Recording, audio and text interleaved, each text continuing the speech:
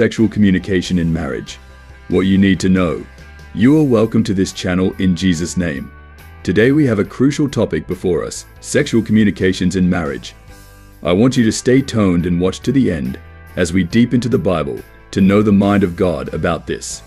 You can also share with family and friends as this may touch one or two lives.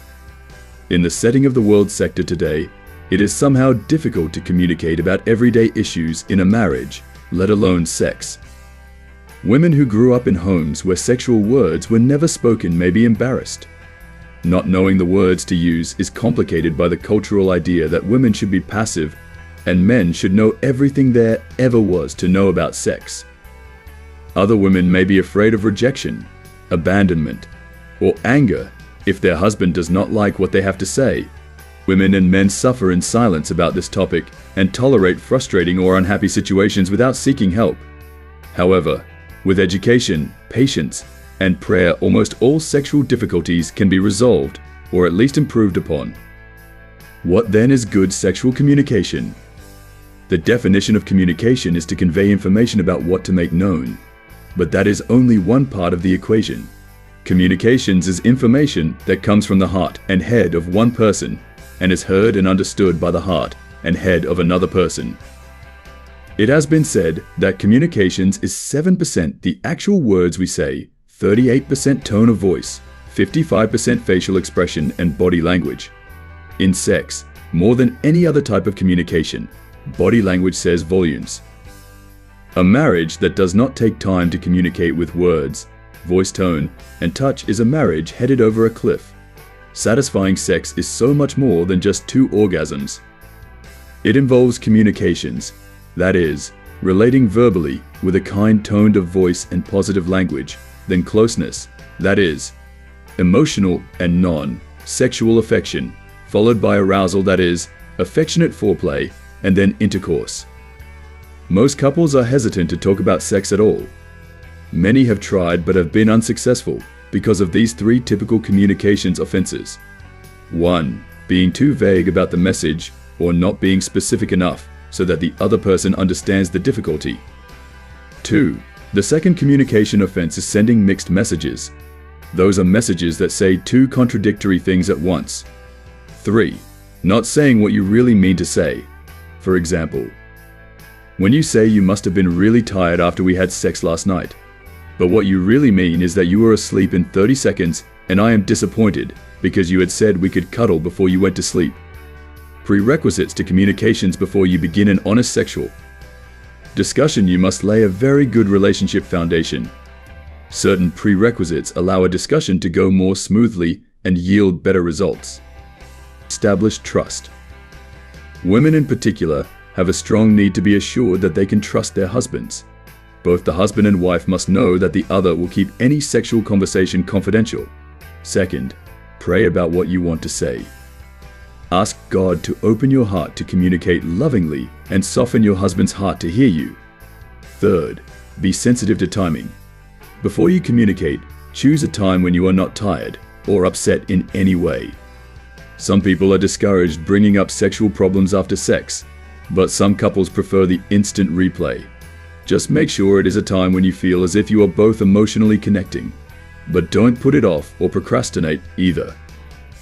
Waiting too long can deepen your anger and resentment.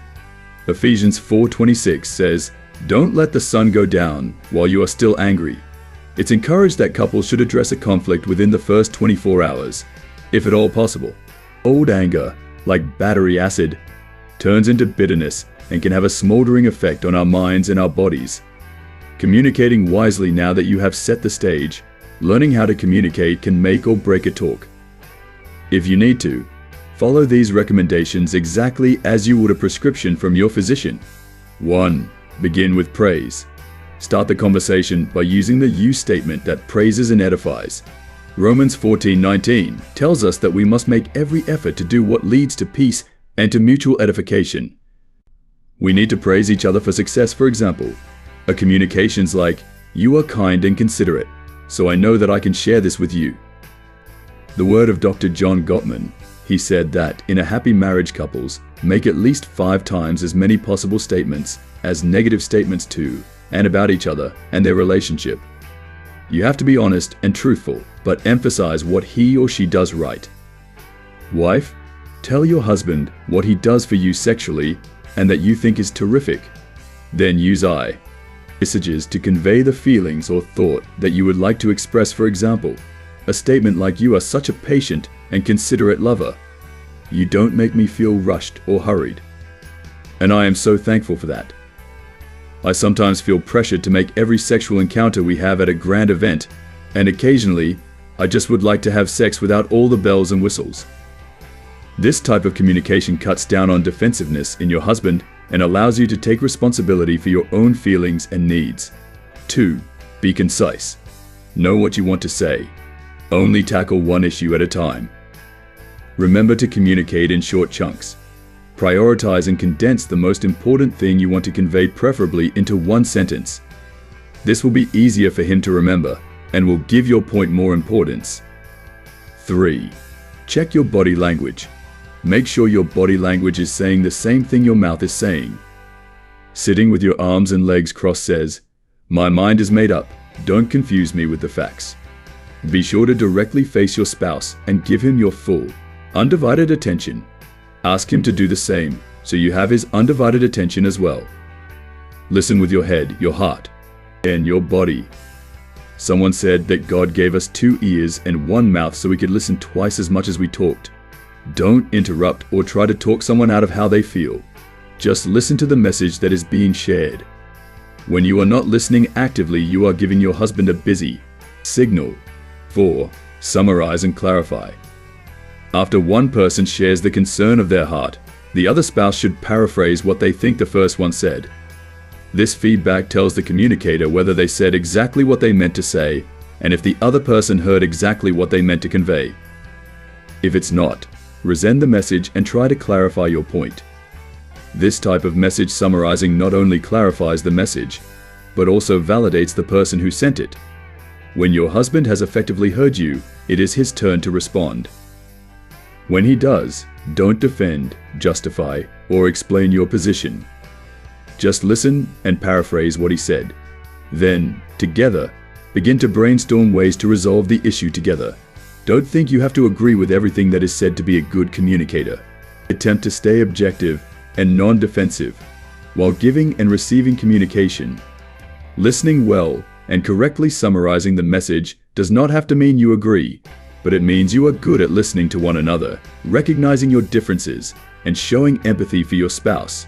God expects unity, not uniformity, and we can walk arm in arm without seeing eye to eye on every issue. Remember that each person's perception is their reality. We each see things through our own pair of glasses. Good communicating is like exchanging glasses. 5. Be gentle. Speak the truth lovingly, not out of anger or hate. Proverbs 15:1 says, "A gentle answer turns away wrath, but a harsh word stirs up anger." Give what you want to say a good deal of thought and choose your words carefully. In all these aforementioned, marriage cannot still work out without prayer. Always commit everything concerning your marriage to God in prayer. He instituted the marriage, and He knows how to make it better for you. Thanks for listening. If you are blessed, then share with family and friends. God bless you.